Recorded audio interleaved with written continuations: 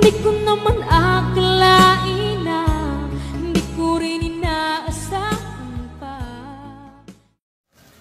Narito tayo ngayon upang matunghayan ang nagiinit, nagbabaga at talaga namang usap-usapan at nagtitrending na latest issue ni Ate Erica. Sa pagpapatuloy ay narito muli si Kalingap Val Santos Matubang upang pag-usapan ang issue sa pagitan ni Ate Erica at ng kanyang pamilya, lalong-lalo na sa kanyang lolo na si Lolo Miguel. Sa pagpapatuloy ng ating istorya ay dito nga sinasabi ni Lolo Miguel ang mga sinabi sa kanya at ginawa sa kanila ni Ate Erica at ng kanyang kapatid na si Sheila May. Talagang sumama nga ang loob ni Lolo Miguel. Wala na sa akin. Bakit ay parang masamang loob mo sa papo mo? Ikaw nang magsasabihan ng mukhang kwarta, ganyan. Aba, anong kwarta mo bigyan sa akin? At sasabihin nila, Siya may sabi mukhang kwarta ka. si Sheila May, Mukhang kwarta ka daw? itong tanda kong ito, sabihin ako ng ganyan. Walang kaugali. Grabe naman. Hindi dapat bilang isang apo, huwag magsalita ng ganon. Sa lulo na sabihang mukhang pera. Saan sila nang galing? Sa amin, nagpalaki. Kami nagparal, kami nagpalaki kanila. Wala silang utang na loob. Bakit tay, sobrang mo sa kanila, hinanakit? Dahil dyan? Yung sa mga winiwikan na sa amin na lapastangan yung mga apo nila. Nalapastangan nila kami yan. Kaya ayaw ko na. Mas hindi kayo magkasurundo. Hindi ko na hinagad na magkaalis pa kami. Maski yung ina niya. Yung ina wala din namang sana. Anak mo yung ina? Po. Pero bakit ayaw mong anak mo? Hindi nga po marunong magpangaral sa anak. Dapat isang magulang, pangaralan yung anak niya para matuwid. Matuwid yung mga anak nila. Wala. Kampi pa. Kampi pa dun sa anak. Pinagsisiraan pa nga yung nanay niya. Yan daw ay talagang naghahambog lang, magkasakit. Bakit ganun sila? Ay, awan ko doon. Hindi ko alam. Ha? Kasi nung ilabe. Ay, lovers, gumagawa ng kasinungalingan yung iba. Kaya- Opo, yung pinto. Ima Torres po ang laging araw-araw ni Sheila may kausap. Ima Ima Torres. Torres. Ima Torres. Lagi yung kausap nila? Yung namumuno po sa ilabe. Parehas po sila ng Sheila. Tamang panggawa ng kwento. Puro paninira. Pangkalkal ng buhay. Yun lang. Wala na po, kwebel na ko niya na decision na magkasurundo pa kami. Wala ka nang paano magkasundo kayo. Ano kung patirahin ka sa bahay nilang bago? Ay, dito lang ako sa Butukan. Hindi na ako mag-Peter sa gayong mga klaseng tao. So tay, anong mensahe mo kay Sheila May kung sakaling nakikinig sa atin? Ay, kung nakikinig ka naman, sila.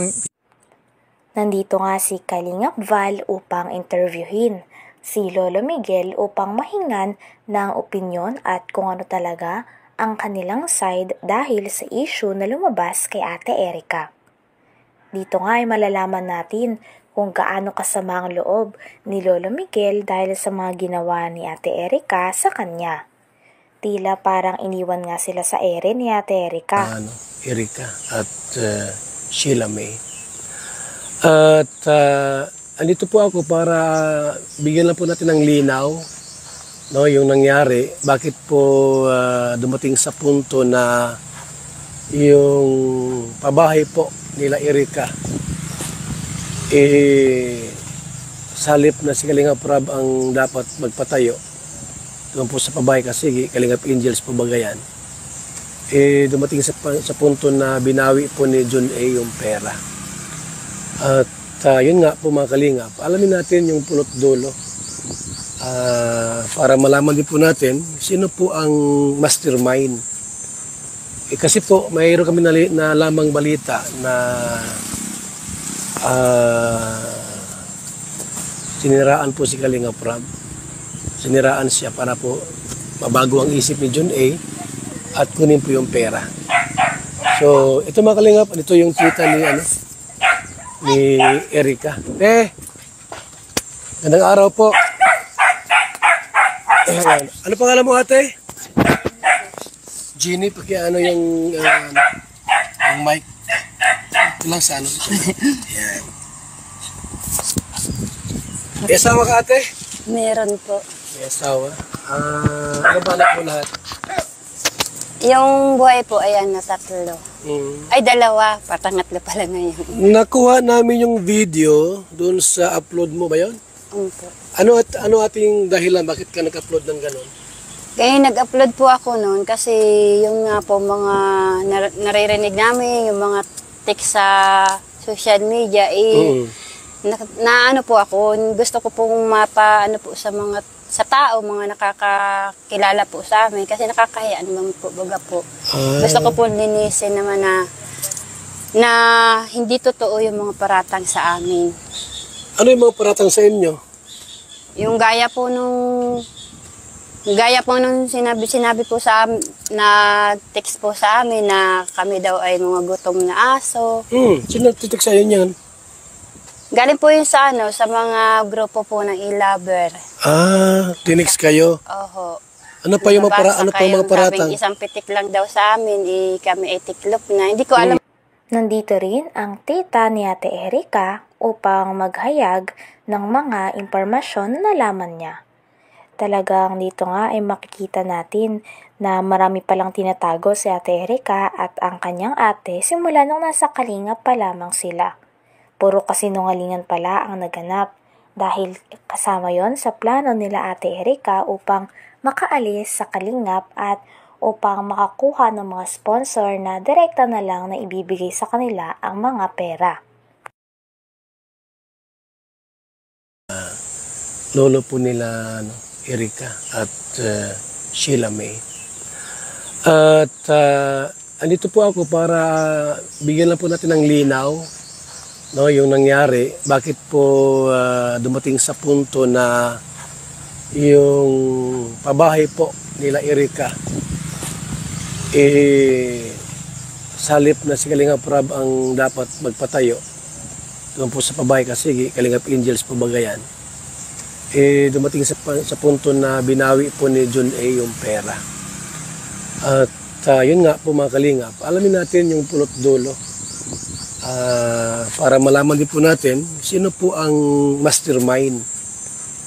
Kasi po mayroon kami na lamang balita na siniraan po si Kalingap Rab. Siniraan siya para po mabago ang isip ni John A.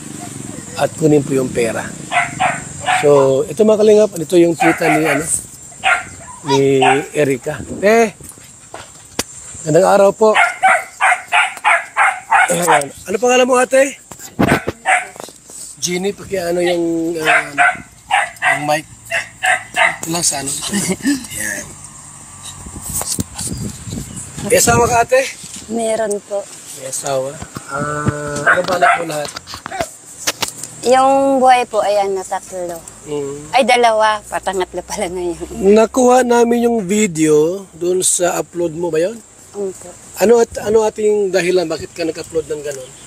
Kaya nag-upload po ako noon kasi yung nga po mga naririnig namin, yung mga text sa social media, ano po ako, gusto ko pong mapaano po sa tao, mga nakakakilala po sa amin kasi nakakahiya naman po, baga po. Gusto ko po linisin naman na hindi totoo yung mga paratang sa amin. Ano yung mga paratang sa inyo? Yung gaya po nung sinabi po sa amin, na text po sa amin na kami daw ay mga gutom na aso. Sino nagtitik sa inyo yan? Galing po yun sa mga grupo po ng e-lover. Tinext kayo? Oho. Ano pa yung mga paratang? Isang pitik lang daw sa amin. Hanggang dito na lamang muna ang ating nag-iinit, nagbabaga, pinag-uusapan at talaga ng mga nagtitrending na latest issue ni Ate Erika. Maraming salamat sa inyong panonood. Hanggang sa muli. Bye!